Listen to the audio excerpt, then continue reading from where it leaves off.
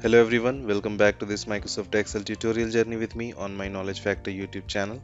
This is the 75th session and let's take our dsum function criteria even a step further now. We have seen a single criteria where we are getting where the category is equal to rent, and we have included the software category as well. So now we are getting total sales where the category is equal to rent or software, right? Well, that was an overstatement. Let's take a look at utilizing an and statement inside of our criteria. Now I'm going to start out simple with this one, and then we can build up. So my first step, I'm going to go to my formula. So I'm going to give that just a double click, and I'm going to change my criteria from I2 to I4. I'm going to go back to just rent, so I'm going to just change that I4 to I3, and I'll hit my enter key, and we are back to 71,160. Now I don't need software anymore, so I'm going to just delete that one out. I could leave it there, but the formula is not looking at it, but let's get rid of it right now. So now I'm back to the single criteria where category equals rent. Now I want to add another bit of criteria in here, but not for the category column. I want to add it for the division column. So I need another column here. I'm going to jump into H2, and here I'm going to take division. I'm going to type in division. Make sure I spell it just like it shows up in the list, right? Division. Great, I can spell it right. So I'm just going to grab a category, and I'm just going to go to the format painter in the home tab, and just go to format the cell, so that it looks the same. We create that consistency there, right? So totally just an option, not required. Really the only one thing that is required is that the that text right there matches the text inside the list. That's the big gotcha. So if those don't match, if you misspelled it or you put an extra space in there, whatever happens to be, then the function is not going to know where to find value in the list. So make sure that that's proper, right? Now right now again we are getting total sales 71,160 where the category is equal to rent. Now we want to drop in division, and I would say give me north. So now this is an AND statement.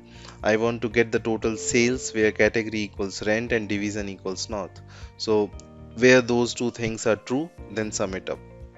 Alright, so if I go into my formula here, I'm just going to click into J3, and then I'm going to hit my little function button over here, and let's just change our criteria. So instead of I2 to I3, I'm going to do H2 to I3.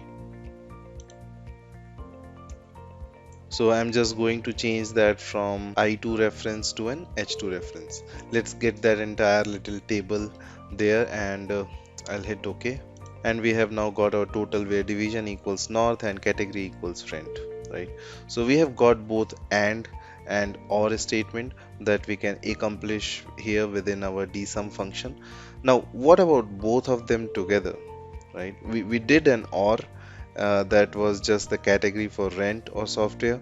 Now we have got an and, we are getting where division is north and category equals to rent. Well, what if I want multiple categories for the same division or different divisions?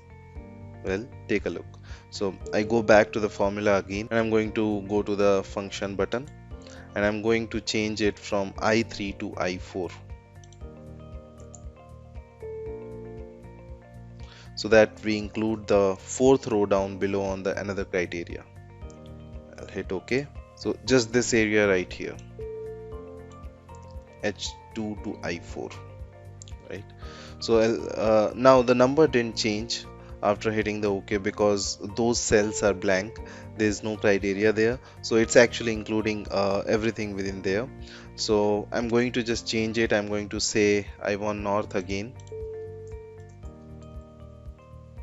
but this time that number did change again because now it's calculated for all of the north, but I want a specific category for north, so I'm going to put a software in there. So we are utilizing the dsum function. We can get the total sales where the division is equal to north and rent, or it's equal to north and software, right? So now we have got both and or criteria inside of our dsum.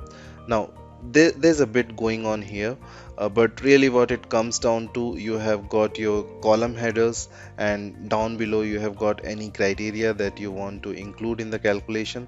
Just remember to get in there and update the criteria section. So that includes everything you want to include in the calculation. Try this out.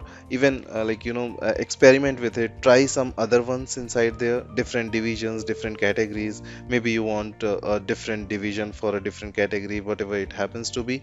The beauty of this calculation is you have got all the values right there, so you can modify them, change them to whatever you need, and the calculation updates for you.